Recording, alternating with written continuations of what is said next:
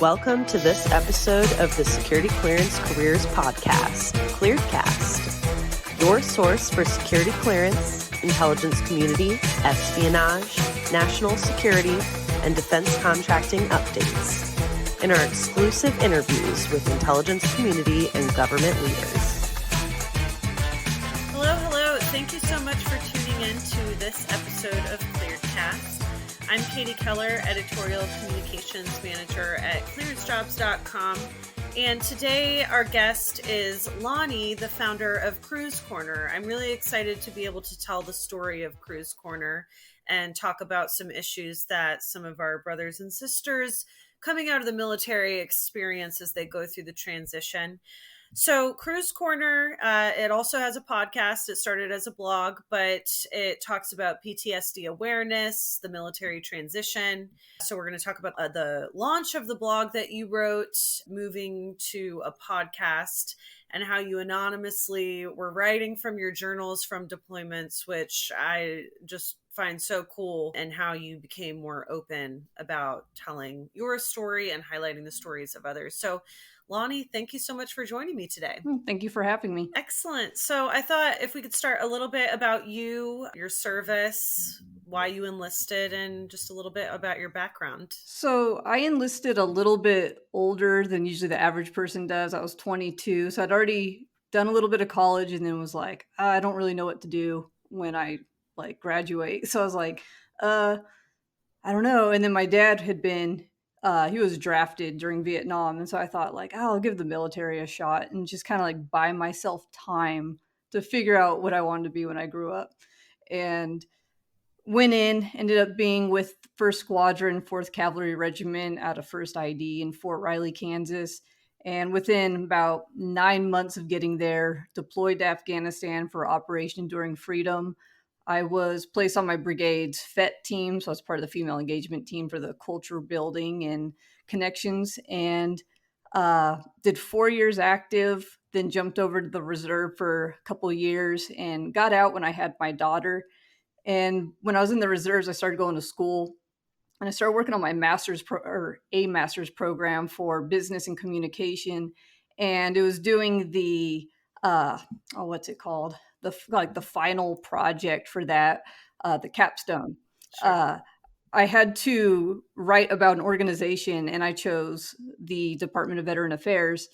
And when I started talking about that, that's where people were like, whoa, I didn't know veterans have issues.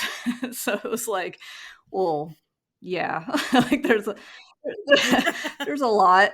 And so I started kind of writing because my teachers were really like, you're a good writer, you need to keep doing it, and you should talk more about the veteran and the military experience to your classmates and kind of bring that so people can get that perspective. And so that's really what pushed me to start writing as much as I did, to where I needed a blog to kind of have a place to share it. So for the capstone, you had to post it on the internet so your classmates and teachers could read it. And I didn't know where to publish it. So I was like, I'll just build a website and have a blog and I'll put it there. And while they're there, I'll make sure to have some stuff about veteran issues and stuff like that. So while they're there, maybe they'll read some other stuff. And so that's really how that started. Well, and I'm not sure that you imagined that it would manifest into something bigger that you would continue, right? No, I kind of thought it'll last maybe a couple months, or I'll run out of things to write. I'll get to at a point where it'll be there won't be anything else to say. And then I had people go, well, why don't you come on my podcast and talk about your blog? And then when I got done with one podcast interview, they're like, you should try to do a podcast. And then you can just kind of read your blog, because not a lot of people wanted to read the stuff that was on it, but they wanted to know about it. So it's like, okay, I'll find another avenue for sharing this stuff. And so I tried out podcasting and was like, wow, this is actually kind of cool. It's easier to tell the story, because blogging, you have to cut it down so short and leave a lot out. And then in the same amount of time I can do a episode, I can say a lot more about what's going on and kind of fill in the blanks a little bit more.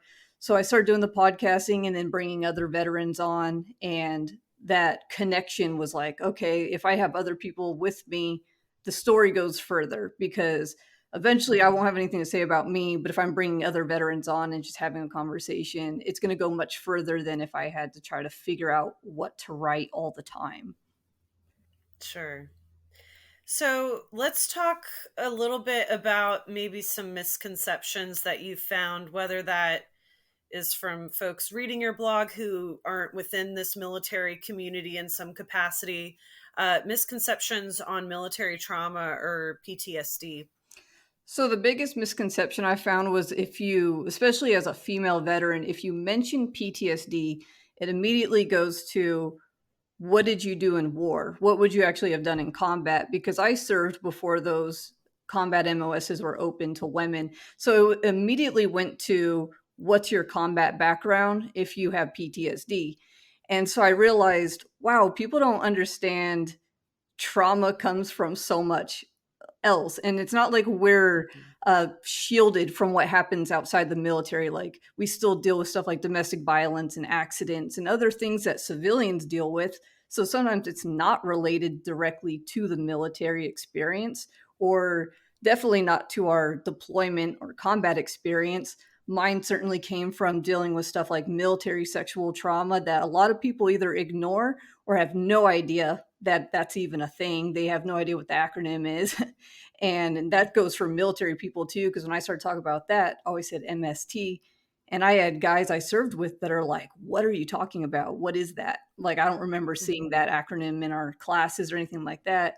And then domestic violence. And that's very common still in the military, just like it is in the civilian world. So I think this idea that trauma, when it's related to military or to the veteran, is that too many people think it's coming from one source when it can come from so many other different places. And so I feel like it kind of impedes people from being able to reach out and talk about it, because they feel like, oh, I don't have the right story for people. Well, and that brings up the point that folks, even in the military, if they, whatever traditional trauma you want to say is, but I mean, people experience trauma from operating drones. That satellite trauma is experienced. It's a different experience. But you're exactly right. It doesn't necessarily mean that it stemmed from something within combat. Your life isn't closed off, though you're in the military, from other things that are happening within the world. So you mentioned MST and how even military members that you were serving with didn't know what that acronym was, which begs the question, is the training for all of military members regarding that up to par? And so how do you think military leaders could help soldiers to better cope with traumatic events, specific to that maybe, but also in general? I think the big issue with the leadership right now in the military is either they're not listening. It's more of pushing like the annual training, like, we'll do like check some boxes and stuff like that, make sure we get everybody to watch the presentation and get everybody through the classes. But I don't feel like it's being implemented really. It's just kind of like, see, we did it. We told them about it. But a lot of people sleep through those presentations. They're having conversations with people around them. They're on their phone. Nobody's really paying attention to the PowerPoints that they're just kind of shoving down your throat all the time, because it's the same ones. And I feel like a lot of leaders, they talk about the stuff for the annual training and whatever, like the monthly training, because they're supposed to. But when it comes to people actually reaching out to them, they're pretty closed off. Like, they won't listen. They don't take it seriously. Things like MST are really hard to reach out about because, again, as a female soldier, it was like, I can't say anything because they're going to think I'm lying. They're going to think I'm trying to get the guys in trouble. They're going to create something that is not what I'm going for. And it's not going to be about the assaults or the harassment that's taking place. It's going to be about, hey, you're giving us a bad image by bringing this up.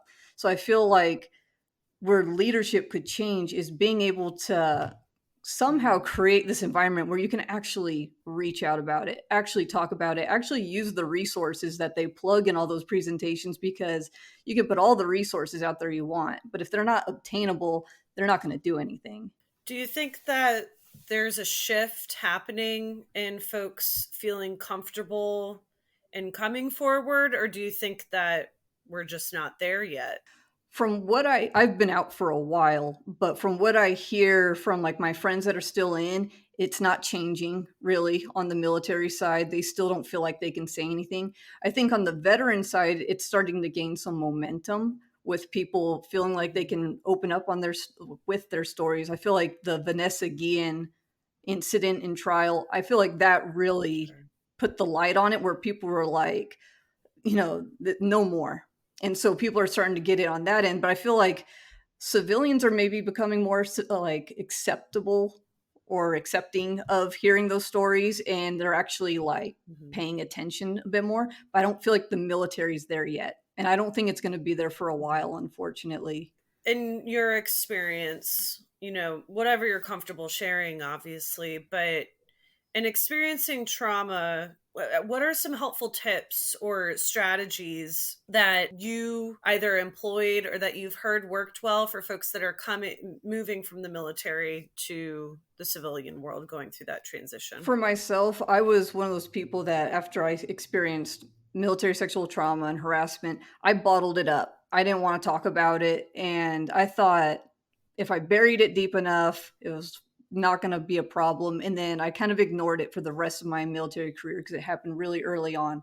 And so then when I got out, and I was alone and I didn't really have distractions, it came back and really took a toll on me. And then that's when I started kind of processing the emotions because I didn't feel like I could do that in the military because you have to put on the strong face and push forward and mission first and all that. And so the mistake I made was isolating myself. I didn't take advantage of veteran programs. I was really skeptical of places like the VA, and I didn't know about vet centers. I didn't know there was anything outside of the VA. So I thought, I'm hearing all these horror stories of things that happened on their end. So it's like, okay, I don't want to talk to them. And I did try them out, and it was another horror story. So it was like, okay, no. But I didn't really do research, and there's a lot out there. And one of the issues when you're transitioning out is you get a lot of resources thrown at you, and it's overwhelming, so you kind of don't use any of them because it's just like, okay. But if you take like have that plan of what you want to do so you can focus on what needs to get done, and then you can narrow it down to what resources you need. And so for me, I knew when I was getting out, I wanted to go to school. And so I wish that when I had gone to school that I had utilized those student programs and those VA kind of run stuff that are on the campuses, but I still wanted to kind of stay away from the military because I was kind of bitter with it. And so I didn't really want to engage with that. But what happened was I put myself in a situation where I had to deal with everything completely by myself. And when you're alone, then you kind of start getting in your head. You start doing the what if game, and that's a dangerous game. And so I feel like the best thing people can do is not try to go it alone when you're transitioning. There's a lot of people that have done it, there's a lot of people doing it while you're doing it. So there's a lot of support out there. And you don't need to get it in your head like, okay, I have to do this by myself. I have to keep pushing forward like the military tells me to do. I have to keep hiding things like the military. Like once you're out, like that doesn't really apply anymore. And that's a hard mentality to kind of get over, especially if you've been in a long time. But really, it's knowing that there are other veterans out there. There's more than the VA out there. You just have to be willing to kind of do that research to narrow it down to what you need. Because there is a lot of noise to sift through, especially nowadays. Yeah. But relying on, those fellow veterans, either those that I think, finding a mentor, someone who's experienced it already, but even the pair mentoring, someone Yeah. who's going through it, like you said, at the same time. I think that just gives you another perspective. It's somebody who's dealing with some of the same issues, potentially some of the same issues that you can bounce ideas off of. And again, just not get into your head with that what if game. Thinking about, Clearance Jobs works with a lot of organizations that are trying to reach a lot of the times either currently transitioning out of the military or veteran talent. So what do you think that businesses can do to be more veteran friendly for folks that are coming out of the military and looking for civilian work? I think besides just doing like the job fairs or the hiring where it really is molded towards trying to draw them in or give them the incentives. I think things like employee resource groups where you bring people with similar backgrounds together to kind of promote ideas and stuff. I think that would work for people with military backgrounds because you get them together and it's just kind of, it's a little just more comfortable. I feel like that's just Mm-hmm. one of those things that could kind of, especially bringing veterans together. I worked at jobs where I didn't realize the person next to me was a veteran because you don't really talk about it. It's not like you, some organizations like Walmart, like you'll have a veteran tag where you can see like, oh, they have the Sure. star.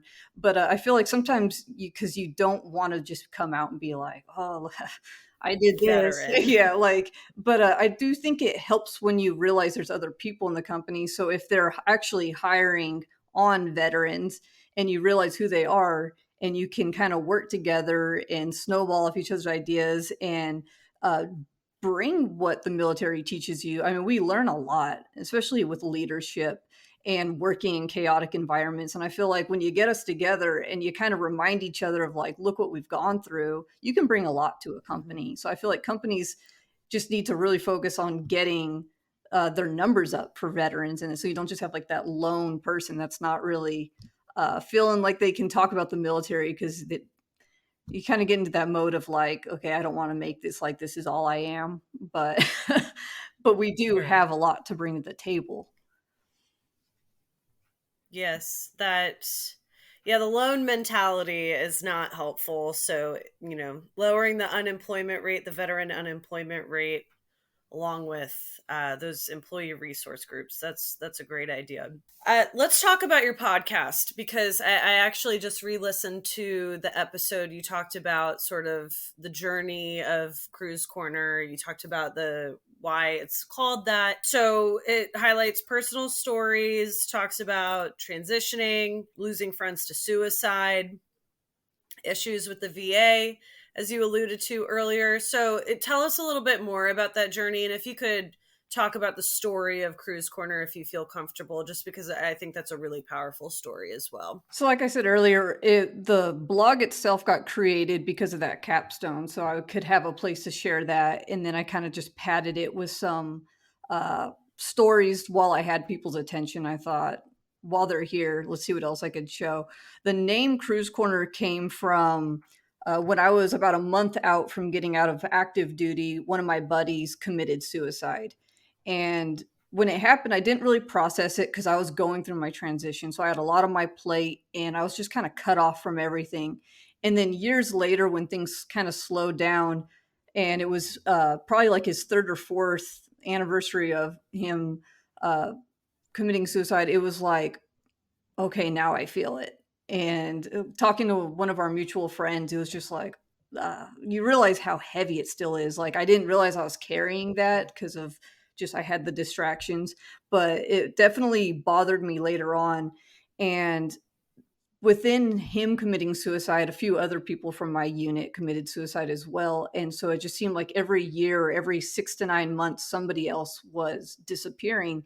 And so I really wanted to focus on like why is this happening, not just the suicide prevention, because there's a ton of orgs and podcasts and companies that are all focusing on that, Sure. but it was like what is like the bottom line to this. And I felt like people just weren't talking and people felt like they were the only ones going through it.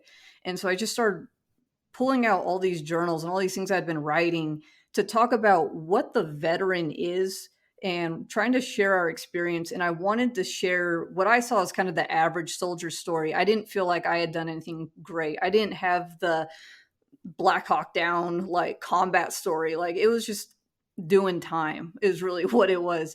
And I wanted to promote this idea that you didn't have to have this crazy war story or this just Chris Kyle type military service for people to struggle and for people to understand you and to be able to talk. And when people started real like reaching out to me and saying like I completely understand your story, I was taken aback. I was glad people could relate, but at the same time, I was really sad that people could relate in the way that they were saying they could. But it was just this idea of I want to share the story that says, there's a lot of different things that can cause PTSD, struggle, make transition tough. And make us feel like suicide is an option and just try to recreate this image that was very far from what Hollywood kind of promotes in terms of the military image. Mhm. And so the podcast for me was really my therapy. It was talk therapy. It was getting on there and just kind of letting go of all the things I wasn't allowed to talk about when I was a soldier.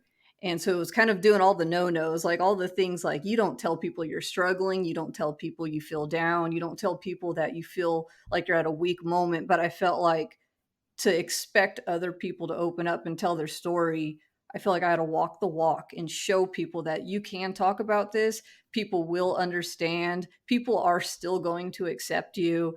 And again, it's not the military anymore. You're not going to get fired. You're not going to get demoted. You're not like nothing's going to happen other than releasing this stuff in any like in your own time. Like I don't expect people to get out there and just be like tell their whole military experience and every horrible thing that's ever happened to them. But I did want people to understand that when you're ready, you can talk about it. Like you said, very therapeutic, and bottling it up is never really the best option. There are productive ways to let it out. Well, so any favorite guests that you'd like to tease to here? I encourage everybody to check out Crew's Corner podcast. I really enjoy listening to it. So any guests that you want to tease to? I do a lot of episodes, not just on my podcast, but on their podcast as well. Six from Canceled for Maintenance and Jay Marie from Women with an Effed Up Mind. We do a lot of collaborations because we're just veterans having a conversation. So we sometimes we go into episodes we don't even have a topic, and you're just talking, and we're all about trying to change this idea that you're not allowed to speak up because you don't have the war story, and that Jay Marie especially is really pushing the domestic violence side of the military. So I always enjoy talking to her because we're trying to shine a light on topics that kind of get ignored or people are really uncomfortable talking about. That also is MST, trying to kind of break that barrier of feeling like you're allowed to mention those things. And one of my favorite guests to have on was Lauren Faringa from Hippie and a Veteran. She talked about some great alternatives for dealing with PTSD and getting away from like the pharmaceutical end. So I really encourage people to listen to her episode. She was in season 1. And Alyssa from season 2, I think she was episode 14. She was uh, one of the few veterans I brought on that was not, she didn't have a business or an organization or anything to really plug. It was just a veteran coming on to tell her story. And it was just raw and vulnerable. And I really appreciated that she came on because it was one of the most downloaded episodes I had because it was just a veteran telling their story. And I think a lot of people were able to relate to it. Yes, I love your mission in being more relatable to everyone. I think that's really important. Like you said, in making people feel comfortable to open up and make themselves vulnerable, even if their story isn't that stereotypical, you know, in combat experience. I don't know. So I really appreciate that about your work. And I really appreciate you joining me today for this episode on the Clearance Jobs podcast. So any closing thoughts, any personal anecdotes that you'd like to share, advice or insights with veterans that may be listening today? I think my biggest thing is on the advice side of things, because I know we're a big technology driven kind of society now. And I feel like sometimes we get too caught up in social media and using that to connect with each other and leaving it just at that. And I feel like we need to kind of get back out to actually connecting physically and being around each other. So we realize there's another support system out there that's not social media, because social media can be rough to go on, especially if you're someone talking about trauma and struggle, stuff like that. There's some people that still don't want people talking about it. Hurt people hurt people. That's one of those things I've had to learn doing what I do. And I just feel like, because like this past weekend, I went out to Vigilant Valkyrie's female veteran convention in Colorado Springs, and actually engaging with veterans physically was, I had a lot more joy and comfort and support in that 5 hours I was there than I've gotten in the 2 years I've been doing a podcast talking to people. So I just encourage people to get out and go to these events and connect with people outside of social media, because it is very different. With COVID, I know it didn't make things easier, but yeah, now that hopefully we're moving in the right direction, we'll see. But it is important to get that face-to-face interaction and see that there are physical people around you. Really, there are. Yeah. Well, again, Lonnie, thank you so much. Everyone, go subscribe to the Crew's Corner podcast. Subscribe to ours, and for more military or veteran transition advice, visit news.clearancejobs.com.